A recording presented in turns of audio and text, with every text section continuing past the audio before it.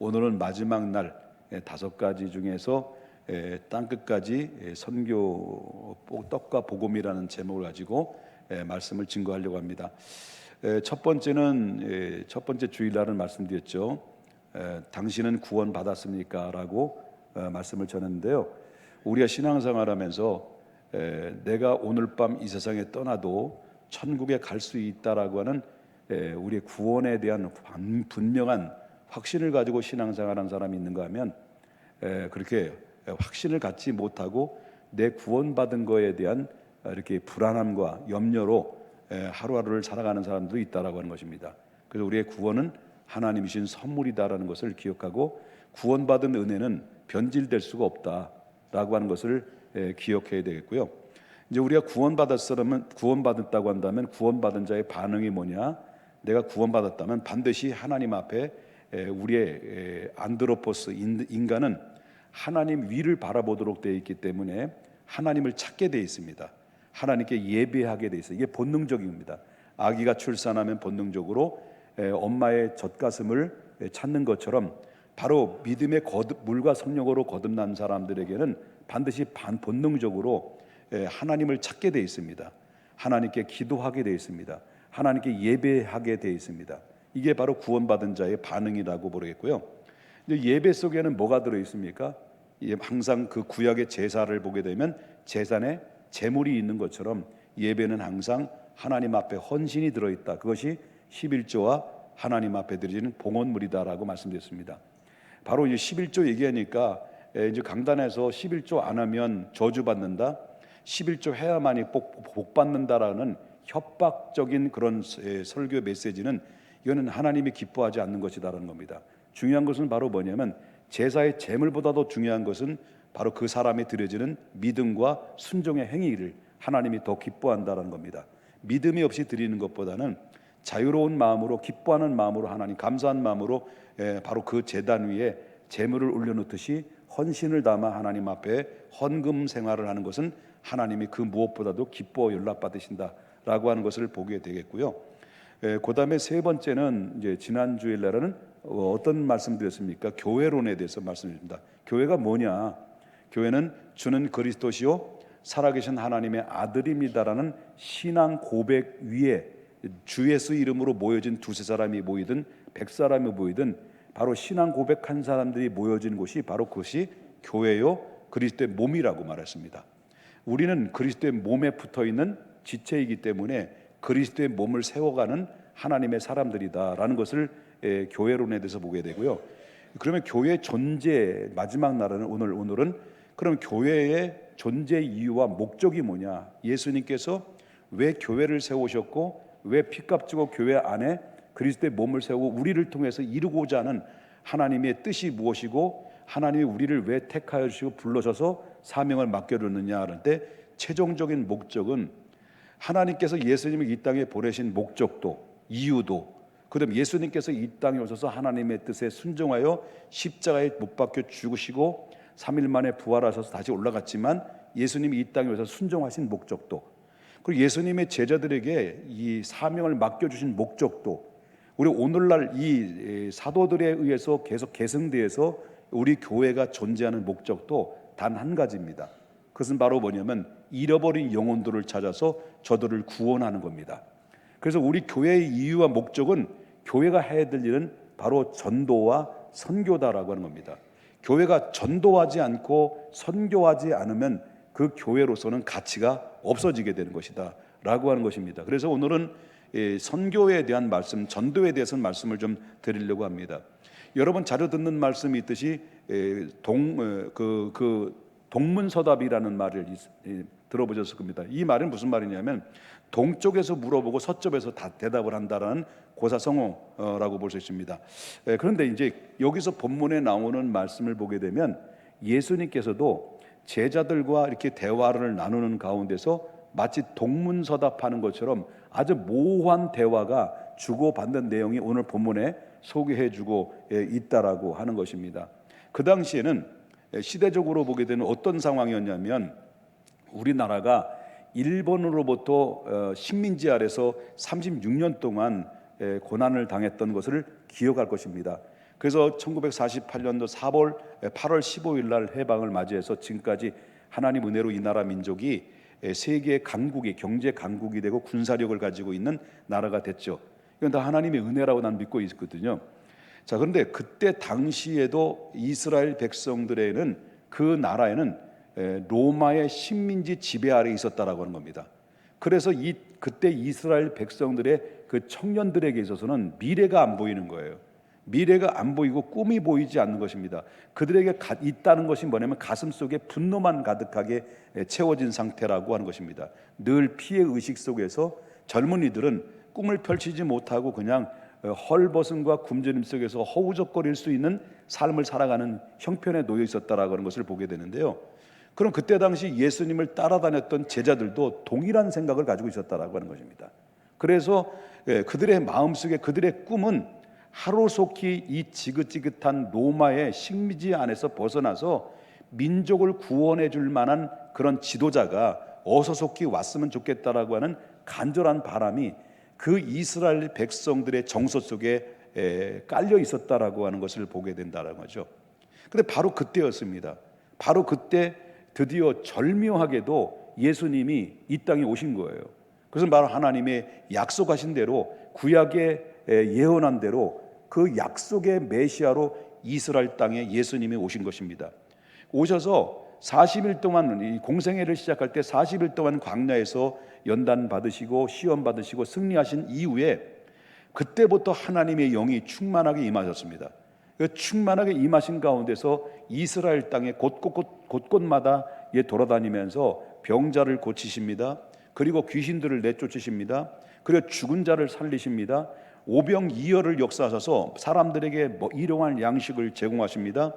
그리고 뿐만 아니라 로마의 앞잡이 노릇을 했던 그 타락한 종교 지도자들, 사두개인들과 바리새인들과 그 다음에 대제사장들을 향해서 아주 이 독사의 자식들이라고 신랄하게 비판하면서 그들을 공격합니다. 그뿐만 아니라 예수님께서는 곳곳마다 바로 뭐냐면 하나님의 나라의 말씀을 선포를 하게 됩니다. 그 백성들의 마음속에 이제 희망의 꿈틀거리도록 하나님께서, 그 예수님께서는 이스라엘 백성들을 깨우기 시작합니다.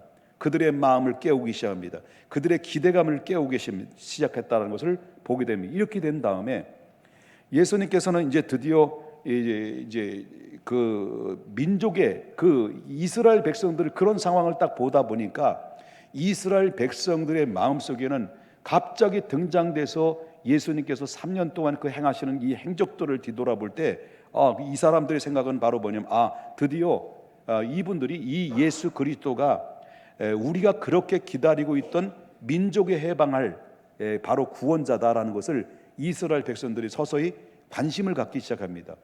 여러분, 마치 뭐와 같으냐면 이스라엘 백성들이 구약에 430년 동안 애굽에서 종살이를 했을 때 하나님께서 광야에 있던 모세를 훈련시켜서 바로 애굽 땅에 보내서 이스라엘 백성을 430년 동안 살았던 그들을 해방시켜서 이끌어서 구원했던 것처럼 바로 이들이 그때 당시 예수님을 뭘로 보면 제2의 모세로 본 겁니다.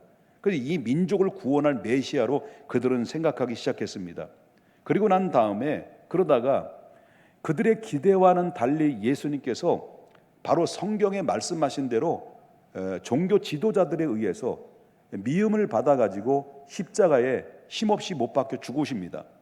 그리고 죽으신 다음에 3일 만에 성경의 말씀 그대로 다시 부활하십니다. 다시 사셨어요. 그리고 나서 40일 동안 부활하신 것을 모든 제자들과 증거로 보여주시고 하나님 나라를 말씀을 선포하시고 그리고 그들에게 다시 늘 가까이 하면서 이렇게 있다가 드디어 승천하시기 전 딱 예수님이 부활하신 40일째 되는 날 예수님께서 제자들을 감람산으로 불러드립니다.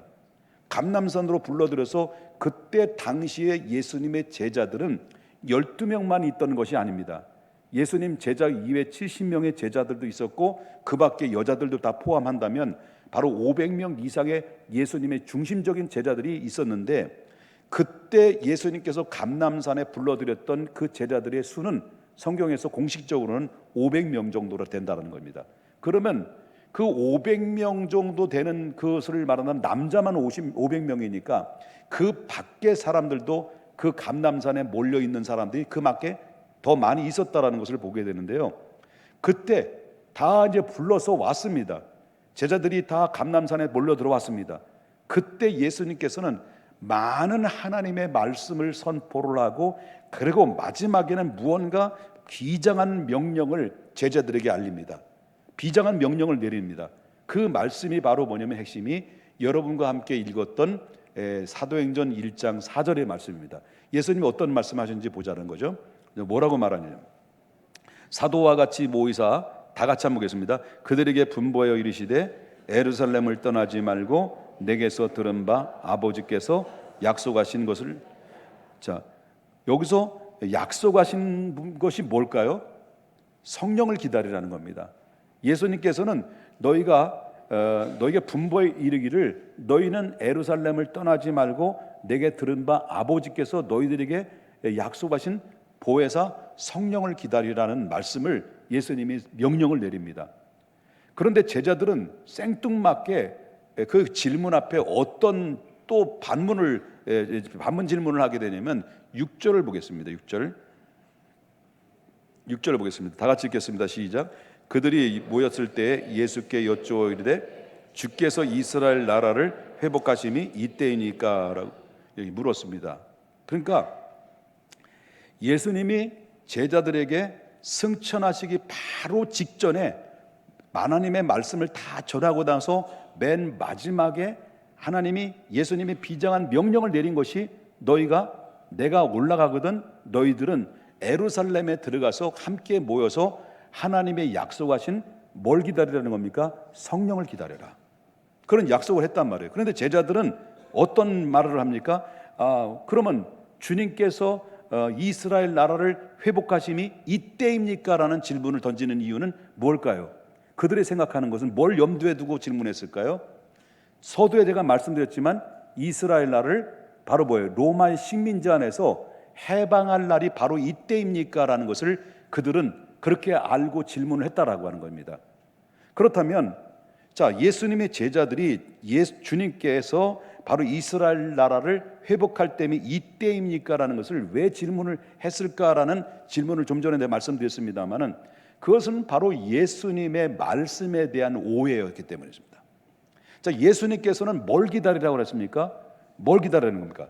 성령을 기다리라고 말씀하셨습니다. 그런데 그들은 성령이라는 것은 전혀 생각하지 않고 그냥 이스라엘 백성들 이때에 예루살렘에 우리를 직결하면 예수님께서 예루살렘에 오셔서 그때 비로소 드디어 예수님의 능력을 행사하셔서 로마를 물리치고 이스라엘 독립시킬 것이라는 그런 기대감을 가지고 바로 이스라엘 로마로부터 독립할 것이라는 것을 오해를 했다라는 것이죠. 이스라엘 백성들은. 그것이 왜 가능했냐면 이스라엘 백성들은 430년 동안 있을 때 그들을 해방할 때는 결정적인 하나님의 개입이 있었다는 거죠. 그것이 바로 바로에게 그 애굽 땅에 10가지의 재앙을 내렸다는 거예요.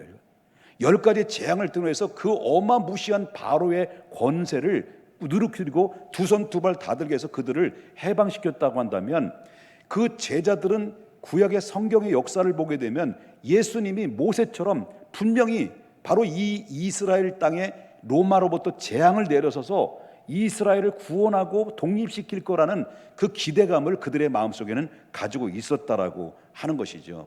그러니까 이들이 뭡니까? 예수님께서는 바로 뭐라고 그럽니까? 1장 4절에 언급했습니다만 너는 예루살렘을 떠나지 말고 내게 들은 바 아버지께서 약속하신 성령을 기다리라고 했는데, 그들이 딱 그 말을 듣자마자 이야, 드디어 왔구나. 배뱅이가 온 게 아니고요, 왔구나. 이스라엘 나라를 다시 세울 때가 드디어 왔구나. 그 기대감을 가지고 그들은 독립을 생각했던 거죠.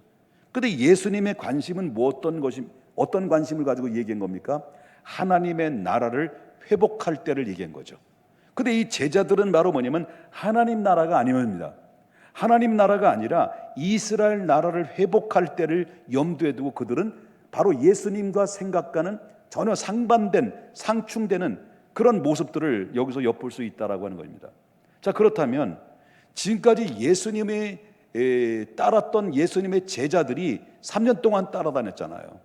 3년 동안 예수님의 기적도 이적도 그리고 모든 표적들도 다 보고 하나님의 말씀도 수없이 들었잖아요.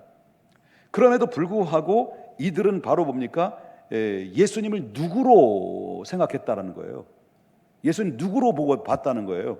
예수님은 인류를 구원할 자로 본 게 아니라 민족을 구원할 자, 그리고 유대인의 왕으로, 혁명가로 그들은 그렇게 예수님을 보고 따랐다는 것을 엿볼 수가 있다라고 하는 것입니다. 믿습니까? 그래서 여쭈어 이르되 바로 이때입니까? 할 때 여쭈어라고 하는 것은 바로 그 과거, 소위 말한다면 그 미래 과거형이죠. 헷갈려요. 이 말은 무슨 말이냐면 여쭈어라는 것은 이 제자들이 이때입니까라는 질문을 그때만 질문한 게 아니었다는 거예요. 계속 과거에도 그 질문을 계속 해왔다는 거예요. 그런데 예수님께서도 바로 뭐냐면 이 말씀을 이 성령을 기다리라는 말씀을 예수님도 제자들이 질문을 말했던 것처럼 성령을 기다리라, 보혜사 성령이 올 것이다 라는 말도 제자들에게 말했지만 제자들은 그 성령이 임할 것을 전혀 염두에 두고 어디에 집중되어 있습니까? 오직 이 나라. 그걸 이때 그 독립 그들의 생각하는 바로 뭐냐면 엉뚱한 콩밭에 생각이 가 있으니까 하나님의 말씀을 들어도 그들은 말씀이 안 들려왔던 거죠.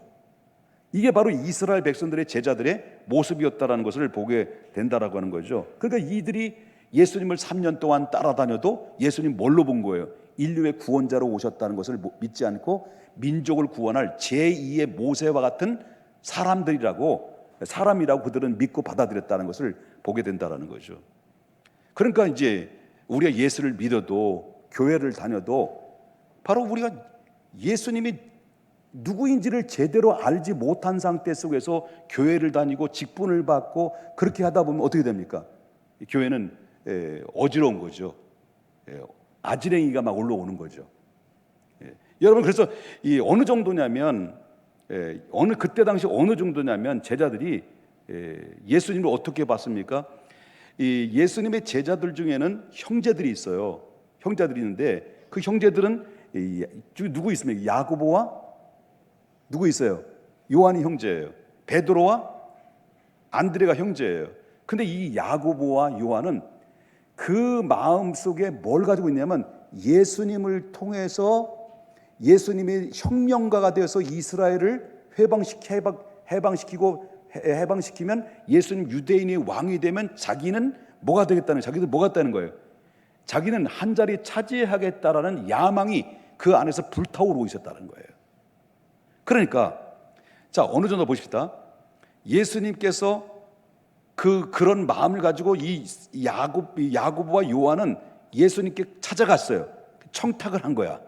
청탁은 어떻게 청탁을 하냐면, 자, 마가복음 10장 37절을 보겠습니다. 뭐라고 이 청탁을 하냐면, 자, 여짜오되, 자, 뭐라 그래요? 주의 영광 중에 하나는 주의 우편에, 하나는 어디? 좌편에 앉게 하소서. 이거 뭐예요? 바로 이때입니까? 독립할 때가 이때입니까? 이때가 되면 이스라엘 당신이 왕이 되고 로마를 물리치고 이 나라 민족을 해방시키면, 자, 당신은 왕이 되며 우린 3년 동안 그래도 따라다녔고 주님이 우리를 너무 사랑하는 자이기 때문에 우리를 한편으로 우편으로, 한편은 좌편으로 앉게 해주실 줄 믿습니다. 우리 형제 아닙니까? 라고 이 청탁을 했다는 거죠. 그런데 예수님께서 거절했어요. 그러니까 제 두 형제가 이제 누구에게 이제 쪼르륵 달려가서 이제 지 엄마한테 이제 청탁할 것을 요청하는 거죠. 그래서 엄마한테 말하는 거, 엄마, 왜? 우리들이 예수님께 찾아가서 이스라엘 독립시키고 왕이 되시면 우리를 한편은 우측, 한편은 좌측으로 앉게 해달라고 했는데 예수님이 거절했죠. 그렇단 말이에요. 그러니까 엄마가 그래? 그럼 엄마가 좀 얘기해 주면 안 될까? 알았어. 그래가지고 이제 치마를 휘두르면서 이제 휘날리면서 예수님께 쪼르륵 간 거예요. 가가지고 예수님께 이 야고보와 요한 엄마가 이제 청탁을 하죠. 이게 바로 뭐냐면 마태복음 10장 20절부터 21절의 말씀 보겠습니다.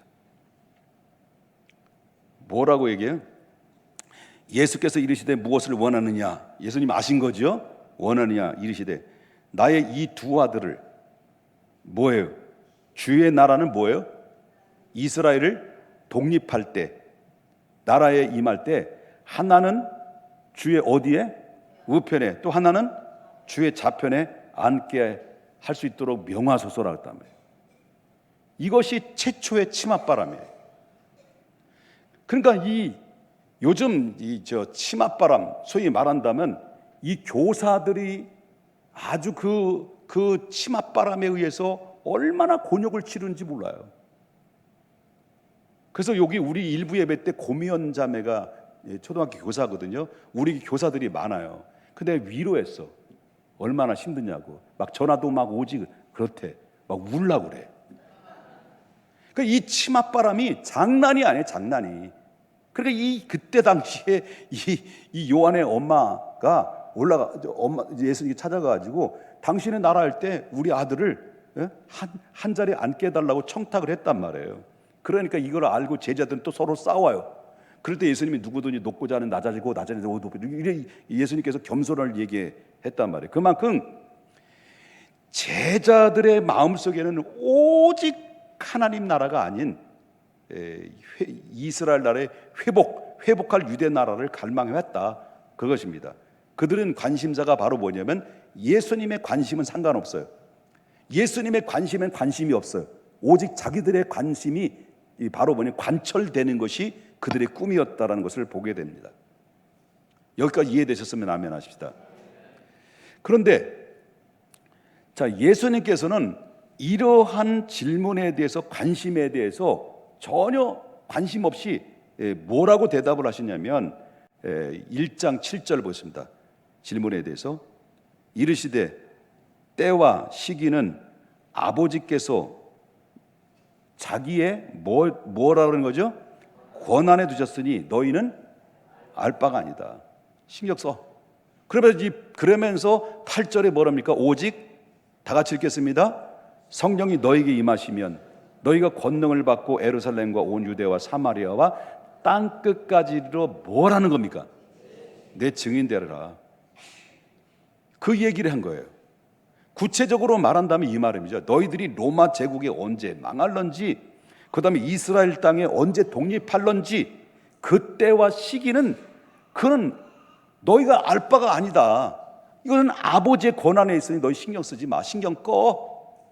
그러면서 앞으로 너희가 따로 해야 될 사명이 있어. 그게 바로 뭔 줄 아니? 너희가 성령을 받으면 땅 끝까지 가서 복음을 전해서 잃어버린 영혼들 그들을 찾아가서 복음을 전해서 이 기쁨의 소식을 전해서 저들을 예수 믿고 영원한 생명을 얻게 하는 것이 너희들의 사명이야.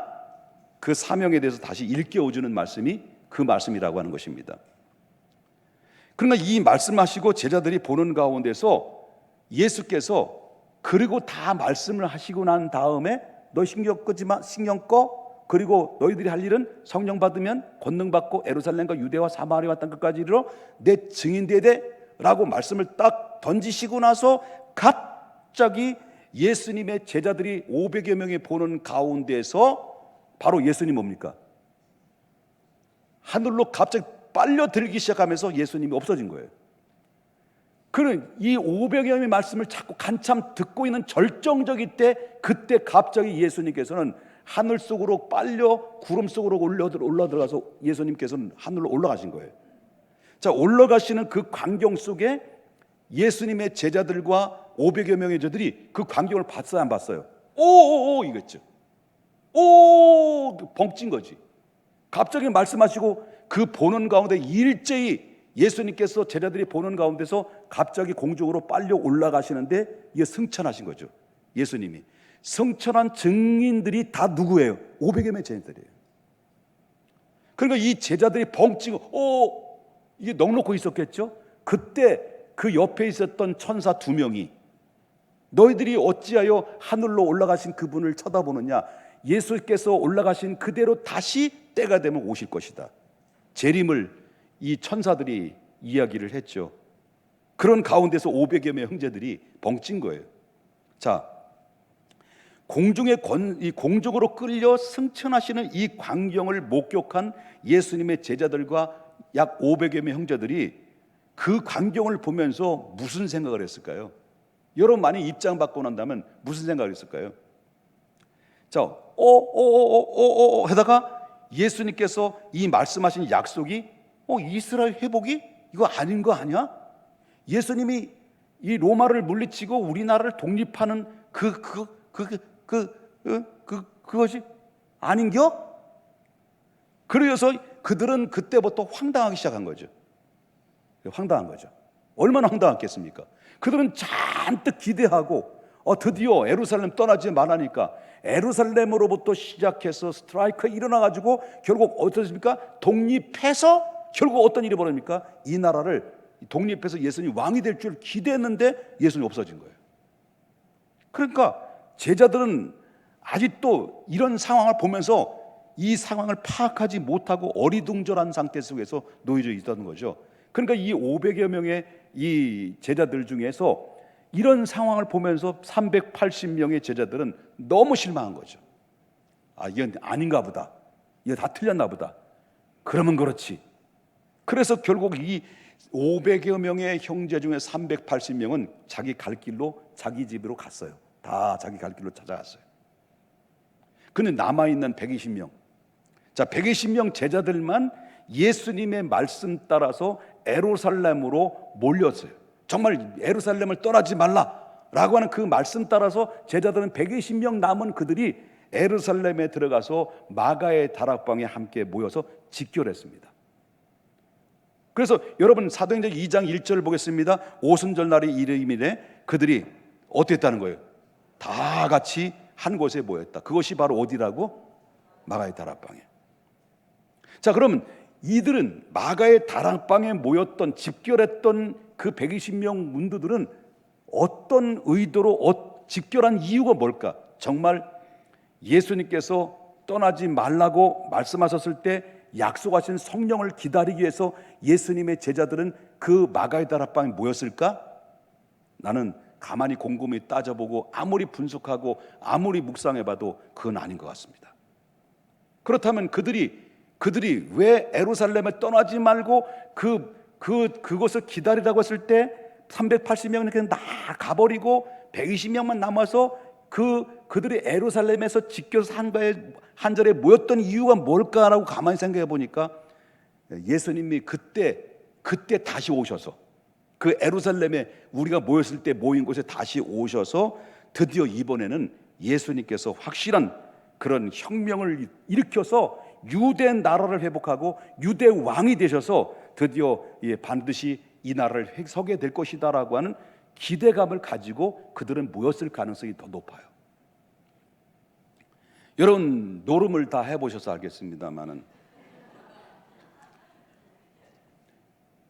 여러분 그 고스톱 다 쳐보셨잖아.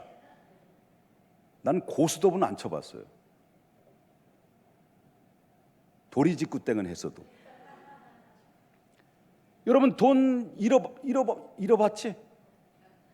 돈 노름해가지고 돈 따본 사람 손 들어봐. 여러분 만약 예를 들어서 10억을 투자했는데 100만 원 남았어. 딸랑 100만 원 남았어요. 그러면 이 사람은 100만 원 남았는데 포기할까 안 포기할까? 내가 포기 안 할 것 같아요. 난 노름을 안 해봐서 몰라. 근데 왜 포기를 안 할까요? 본전 생각나서. 그래서 반드시 이 본전을 찾아야겠다는 것 때문에 그러다 남아있는 100만 원도 털리는 거예요. 그럼 뭐 하겠습니까? 이제는 땅 문서 들고 나가는 거지. 그래서 망하는 거예요. 자, 이 제자들의 마음은 그거예요. 자, 예수님은 올라가셨다. 그리고 예수님 예루살렘에 직결하라. 그리고 성령이 임하시면 너희 권능을 받고 예루살렘과 유대와 사마리아와 땅끝까지 이르러 내 증인되라는 말씀을 하셨는데 이들은 마음에 콩밭에 있는 거예요. 그럼 예수님이 우리가 지금 1차적으로는 실패야. 감남산인 줄 알았더니 아닌 것 같아. 그래서 이제 예루살렘에 집결했을 때 바로 예루살렘에 다시 오셔서 이제 이스라엘 드디어 이제 예수님께서 바로 행동 계시가 시작할 거라는 미련을 가지고 그들은 아마 120명들은 모였을 가능성이 높다는 거죠. 자, 그때까지도 예수님의 제자들은 떠나지 말고 약속하신 것을 기다리는 것을 깨달지 못했다는 거예요. 그렇다면 이들이, 예수님의 제자들이 언제 예수를 3년 동안 따랐던 그 예수가, 내 스승님이, 이분이 바로 정치적인 메시아가 아니고 영적인 메시아로 오셨다는 것을 언제 눈을 뜨게 됐냐, 언제 알게 됐느냐는 거예요. 언제 알게 됐을까요? 이것이 바로 예수님이 말씀하신 대로 이들은 모였긴 모였는데 목적이 다른 목적이었어요.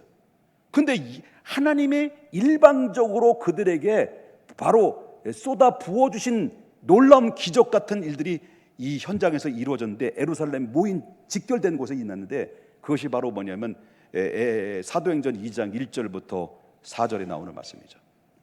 좀 리얼하게 좀 표현하겠습니다만은, 오순절 날이 이미 이름에 그들이 어떻다는 거예요? 약속하신 대로 다 모였는데 이 사람들이 몇 명이라고요? 120명이에요. 제가 좀 전에 말했지만 이들이 미련을 끊지 못하고 예수님에 대한 기대감은 모인 이유가 뭐라고 그럴까요? 예수님이 다시 오셔서 이제 드디어 예루살렘 중심을 통해서 바로 이제 독립의 본격적인 시동을 걸을 거라는 기대감을 가지고 모였는데, 그들이 기도했겠냐는 거죠. 물론 기도도 했을지도 모르죠. 왜냐하면 예수님 오셔서 독립해달라고 기도했을런지 모르지. 그런데 모였는데 바로 일방적으로 예수님이 말씀하시고 하나님이 약속하신 바로 요엘서가 예언했던 그대로 사도행전 2장 2절에 호련히 그 현장 120명 문도에 모인 현장 마가의 다락방에 하늘로부터 급하고 바람 같은 소리가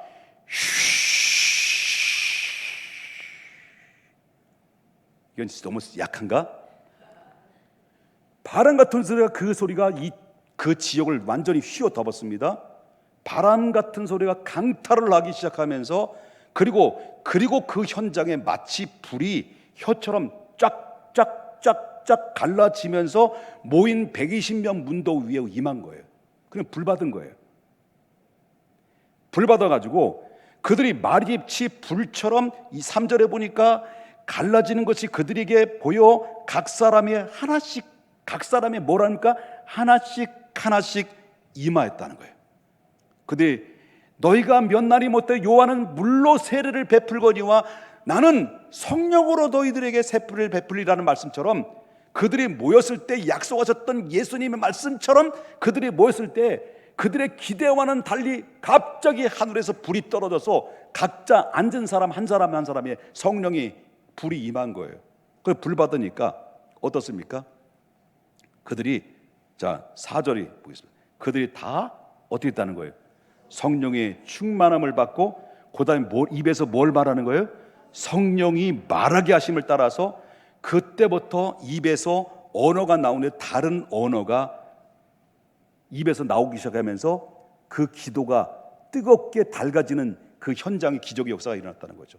그들은 모인 것은 다른 생각과 그들의 기대감을 가지고 예수님을 통해서 독립을 원해서 모였는데, 바로 그들이 원한다 할지라도 하나님이 일방적으로 예수님께서 약속하신 대로 그들에게 성령을 부어주신 거예요.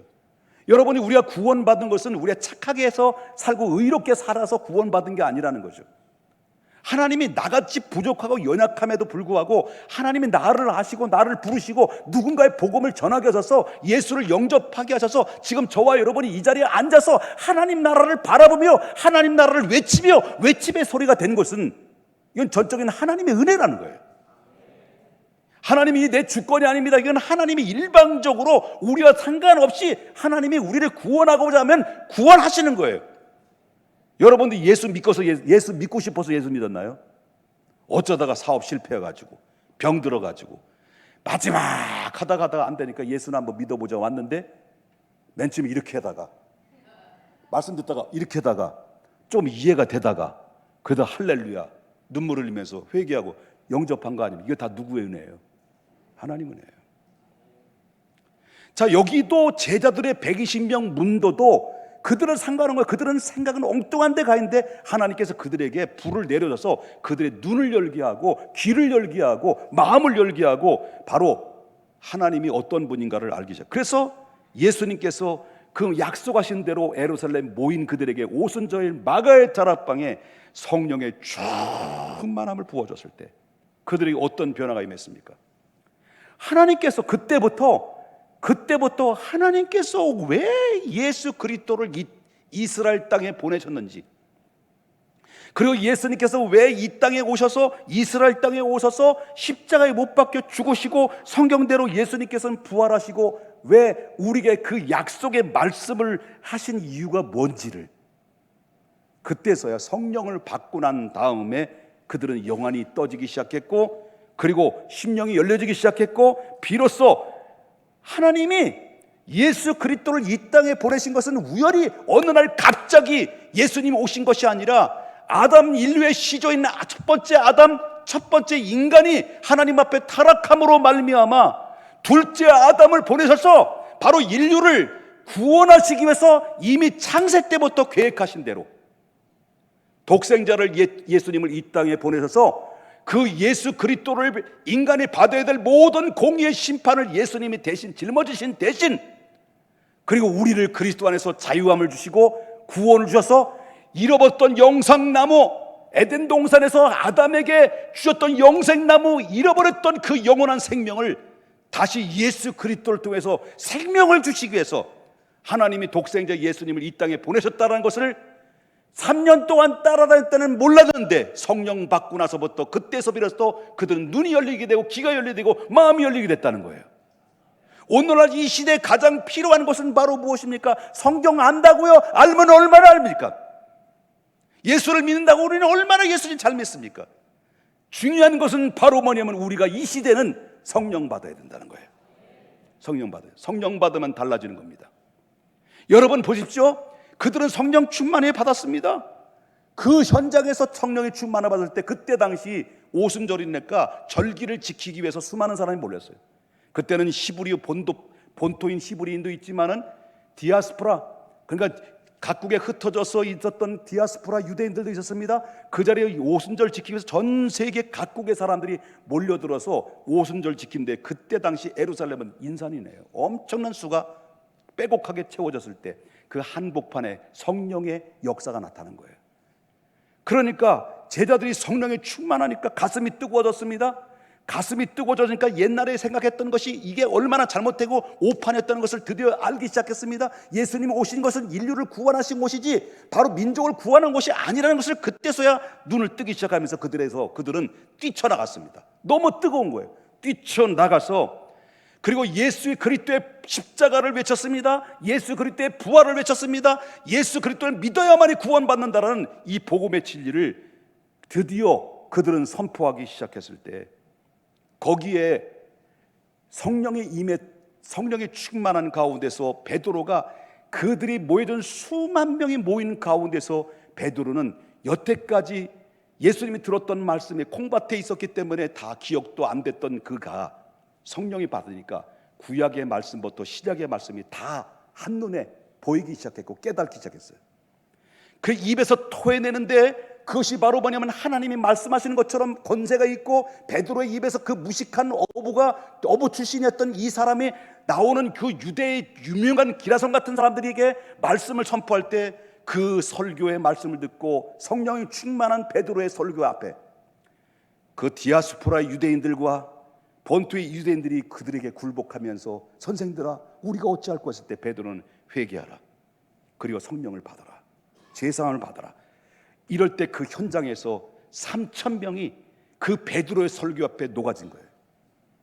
그래서 결국 그 초대교회가 그 3,000명의 회개하고 돌아옴으로 말미암아 바로 초대교회가 태동되는 시작점이 시작해서 오늘날까지 교회가 존재하는 역사가 일어나겠다는 것이죠. 그렇다면 우리 중앙교회 존재 이유가 뭘까 하는 겁니다. 저와 여러분이 우리 교회 평택 중앙교회를 다니는 이유가 뭘까? 그 이유는 두말할 곳이 없습니다. 두말할 곳이 없습니다. 현대의 감각에 맞지 않는 언어라고요? 아닙니다. 하나님의 말씀은 여전히 살아있고, 하나님의 말씀은 여전히 역사하시고 있고, 하나님의 말씀은 한 번도 오차범위 없이 성취되지 않는 게 없을 만큼 성취해 왔다면, 바로 오늘 이 시대의 교회가 필요한 것은 성령 받고 영혼 구원하는 겁니다.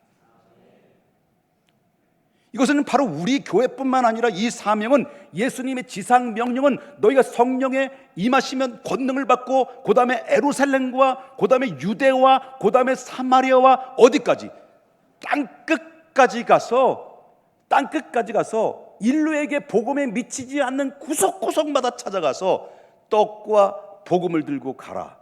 이게 바로 예수님의 지상 명령인 것입니다. 교회 세운 이유와 목적도 그겁니다.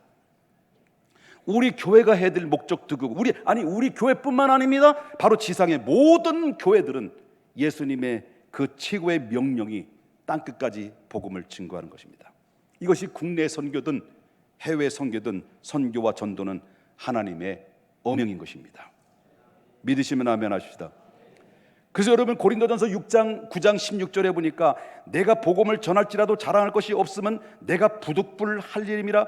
만일 복음을 전하지 아니하면 내게 화가 있을 것이다라는 말씀이 여러분 작년에도 들었습니다만은, 이 여기서 나오는 사도 바울이 부득불이라는 이 말은 헬라 원어로 볼 때는 아난케라는 것이 뭡니까? 이것은 바로 뭐냐면 부득불, 이건 안 하면 안 되는, 이걸 숙명적인 명령, 이것은 바로 강제라는, 강제. 복음을 전하는 것은 선택의 여지가 없다는 거예요. 강제. 이 강제가 바로 무엇입니까? 우리나라 20세, 만 20세 남자 되면 바로 요즘 여자도 군대 가라며. 어쨌든 만 20세가 되면 어떻습니까? 원하든 원치 않든 국방의 의무를 감당해야 돼요. 선택의 여지가 없습니다. 강제예요. 여러분, 우리가 대학에 가면 거기에는 전공 과목이 있고 필수 과목이 있는데, 아무리 선택 과목을 전공이나 필수가 똑같은 거지. 전공 과목이 있고 선택 과목이 있는데, 아무리 여러분 선택 과목을 다 이수했다 할지라도 전공 과목 한 과목만 누락되면 졸업 못하는 거예요. 그러면 바로 뭐냐면, 전도는, 영혼 구원은 하나님 명령인데 이거는 필수다. 피할 수 없는 것이다. 여러분, 우리의 행복은 어디 있냐? 우리의 행복은, 최고 행복은 하나님의 기뻐하는 그 일에 따라서 살아가는 사람입니다. 해바라기는 해를 바라보며 살아갑니다. 해바라기는 해가 어디 있는지에 따라서 방향이, 그 해는, 해바라기는 해를 바라보며 살아갑니다. 우리 믿음의 사람들은 주님을 바라봐야 됩니다. 주님이 원하시고 주님이 기뻐하시는 일에 따라갈 때 비로소 강명한 빛이 비춰줌으로 해바라기가 밝은 태양에 의해서 아름다운 꽃과 씨를 분사를 하는 것처럼, 우리도 믿음의 사람들이 삶의 목적과 이유는 하나님의 기뻐하시는 일에 따라서 살아갈 때 하나님의 그 빛을 받게 되는 것이고, 그 안에 행복의 햇볕을 띄워줌으로 말미암아 항상 기쁘고 즐겁고 행복한 겁니다. 믿으시면 아멘 하시다. 그러므로 여러분, 이 시대에 필요한 것은, 우리 교회에게 사명이 뭡니까? 우리 교회에 대한 사명이 뭐냐면, 나가서 땅끝까지 이르러 하나님의 복음을 전하는 것인데, 하나님이 예수님을 이 땅에 보내신 이유도 영혼 구원이고, 예수님께서 이 땅에 오셔서 순종한 것도 영혼 구원이었고, 여러분 병을 고쳤습니다. 그리고 또 귀신을 내쫓았습니다. 그리고 또한 죽은 자를 살리셨습니다. 오병 여역사를 일으켰습니다. 그것만 한 게 아니죠. 그것만 아니라 최종적인 목적은 바로 뭐냐면, 이것을 통해서 저들의 복음을 전해서 저들의 영혼을 살려내는 겁니다. 그렇다면 오늘날 이 시대는 세계 곳곳마다 선교사들이 파송되어 있습니다. 미개의 세계 속에 들어가서 그들은 나가서 복음을 증거하는데, 저들은 바로 떡이 없습니다. 선교사들은 떡이 없어요. 바로 복음을 들고 복음만 들고 갑니다. 그런데 그들의 필요한 것은 떡이 필요한데, 떡은 누가 제공해야 됩니까? 먼저 떡이 들어가고 복음이 들어가야만이 되는 건데, 떡은 누가 제공해야 됩니까? 우리가 제공해야 되는 거예요. 우리가 제공할 책임이 있는 겁니다. 그래서 저와 여러분이 하나님이 가장 기뻐하는 것이 뭐냐? 여러분, 축복받고 싶죠? 복 받기 싫어? 그럼 말고. 이거 복 받고 싶지 않아요? 여러분, 복 받기 위해서 교회 나온 거 아니야? 그건 아닌가? 여러분, 정말 복 받기를 원합니까? 축복의 사람의 주인공이 되기를 원합니까? 그렇다면 하나님이 기뻐하는 일을 해야 됩니다.